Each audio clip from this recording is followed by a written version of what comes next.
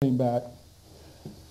But I told my mother, I said, you know, the first thing I thought about when I thought I was dead, my mother, she goes, did you think about me? I said, no. Did you think about your daughter? I said, no. She goes, then what did you think about? I said, well, what popped in my head for some strange reason was I won't have to pay the electric bill this month.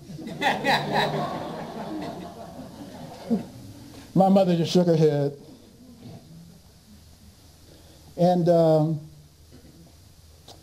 anyhow, the doctor came in and tried to explain to me what had happened, that I was now a diabetic. And he told me that my blood glucose level was over 1,300. And he said, DeWayne, we didn't expect you to make it. Your body was not responding to insulin. In addition to that, your body was not responding to heparin,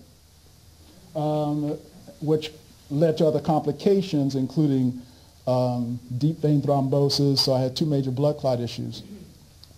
So I asked the doctor, well, what specifically was the condition I had?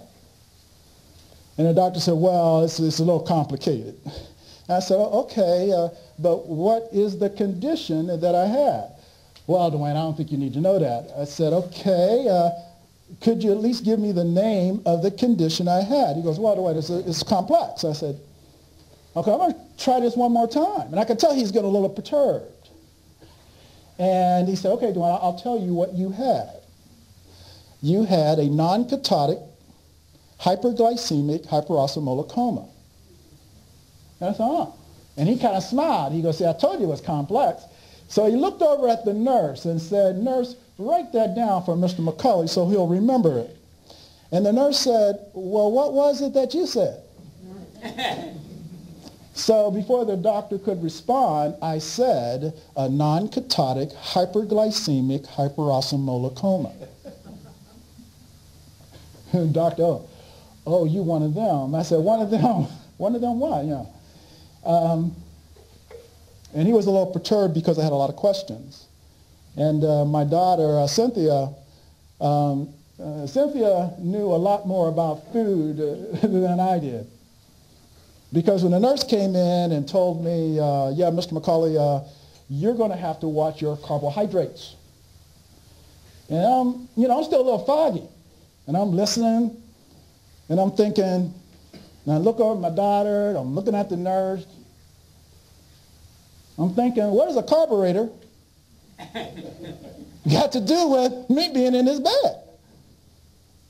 And my daughter kind of rolled her eyes, and she went out and bought me a book. And I've read hundreds of books on diabetes, hundreds. And somehow, and I asked Cynthia, how did you happen to pick this one book that talked about diabetes at the molecular level? I think it was called Diabetes, the Insulin Controlled Diet by a Dr. Kowalski, I believe. And so he talks about diabetes at the molecular level, which was good for me because it allowed me to ask questions of the doctors. But they seemed to get more perturbed with me every time I would ask a question. Then I realized they can't help me. Now, I don't want anyone to get, I don't want anyone to think I have nothing against doctors. My personal care doctor, he's a great guy.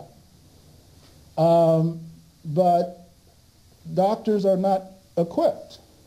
They're not trained to handle type 2 diabetes. They're not trained to handle heart disease, cancer, stroke, arthritis, osteoporosis. These are all chronic diseases that break down the body. But we are good at some things in the United States of America. We're very good with drug treatment. We're very good with trauma. There is no other country I want to be in if I lose my head. Because in the United States of America, they can sew your head back on.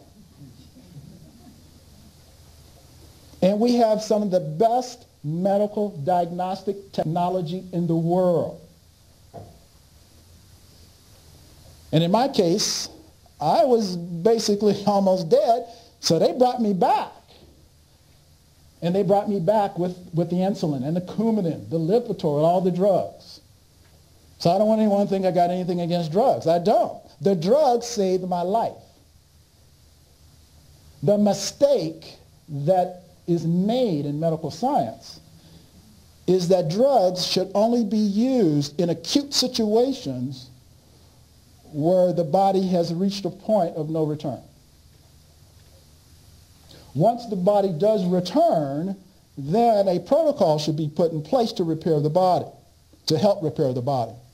The body is designed to be repaired.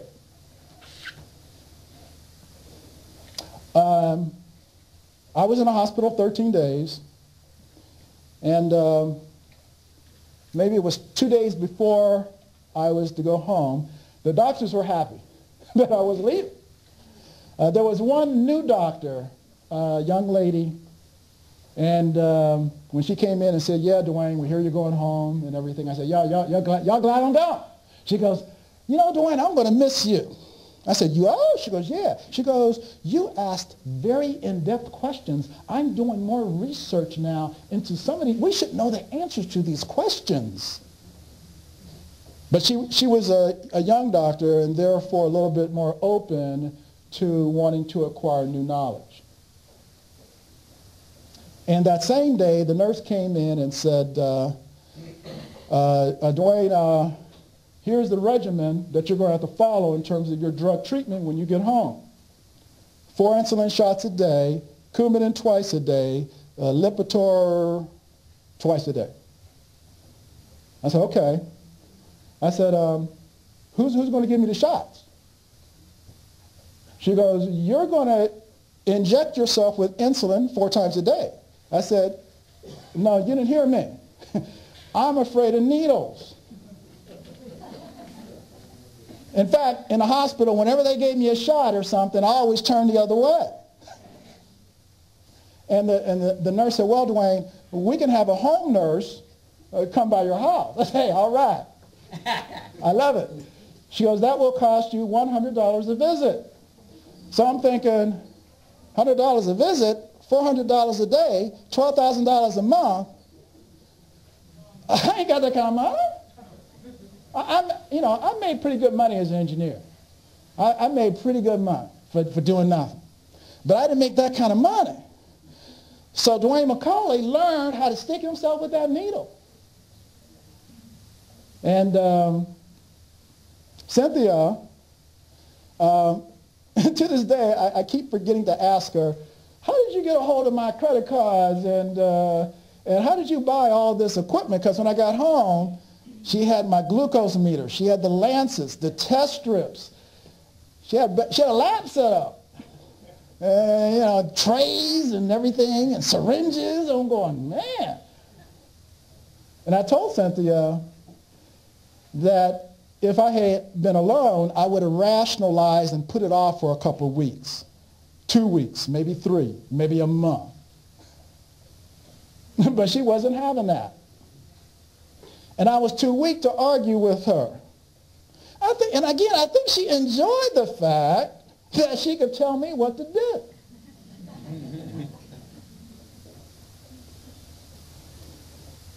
To make matters worse, she hid my dessert bowl. She ain't going to admit that. But she, or my mother, one of them hid I had a special bowl, people. It's a dessert bowl. I called it my Super Bowl. And in my Super Bowl, I would prepare about a pint of ice cream, usually Breyer's Vanilla Bean. On top of that, I would put a slice of Mrs. Smith apple pie. And then I would balance that with 3 brownies. I would place that in the microwave. Yeah, I know. And nuke it for 17 seconds. That's very important, 17 seconds. And when I took it out of that microwave, it was like, ooh, that apple pie is like Mama made it.